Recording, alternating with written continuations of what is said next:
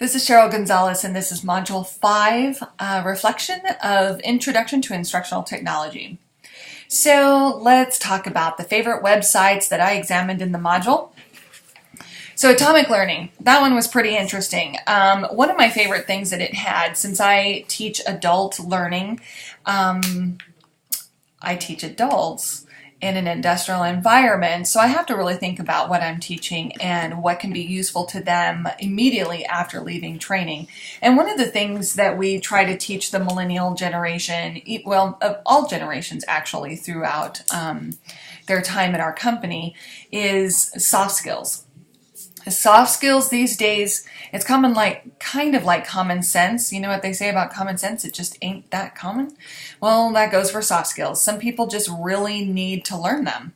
So, and if Atomic Learning can provide that much more information to give us that foundation for those soft skills, then I think that is a useful tool to use.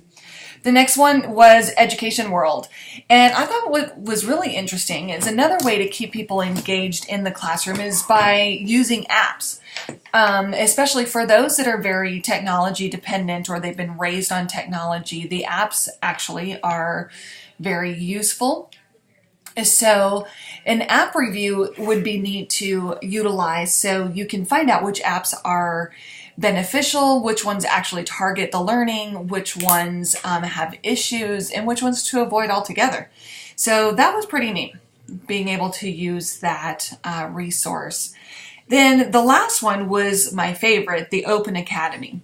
So one thing we have a lot of in our company is chemical engineers. And they have an entire chemical engineering section.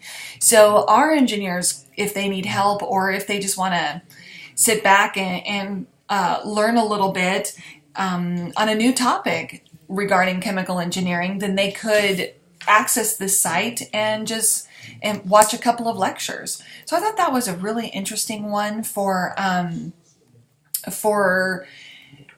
our engineers to use immediately, and it's free. So that was great. So my experience using, no, I'm going to butcher this. Is it Quia? My experience using it, why didn't I find this before, is basically what I have to say about that. Trying to keep the learner engaged in the classroom is something that is increasingly hard, especially over a long period of time. So one of the things that I find we have a problem with is we teach for 8 weeks and there's a different topic each week, and if we try not to do death by PowerPoint, but it gets kind of difficult to change things up every 7 to 10 minutes. So one thing that we've been doing is using word puzzles and some interactive Jeopardy with the students. So with that being said, this website would have been so helpful to create those puzzles way back when I was designing that program.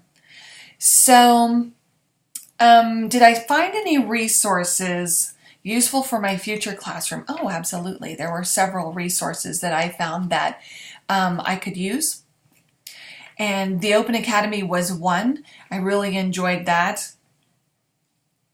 And I actually liked being able, it was kind of like web sharing. So you could go in there and share your ideas, your lectures, and they're not charging for that information. So like I said, the chemical engineering, that one was extremely helpful. All different kinds of electrical, mechanical engineering, all different kinds of lectures that we can access for free. So I'm definitely going to use that as an important source of content in my future instruction. So I really think that this was a really great learning module. I learned a lot. I had access to many different sites that I didn't even know existed. And then in the discussion board, wow, there were tons of different sites that people found. So it really opened my eyes to other resources that I didn't know I had. Thanks, everybody. Hope you have a great evening and have a good day.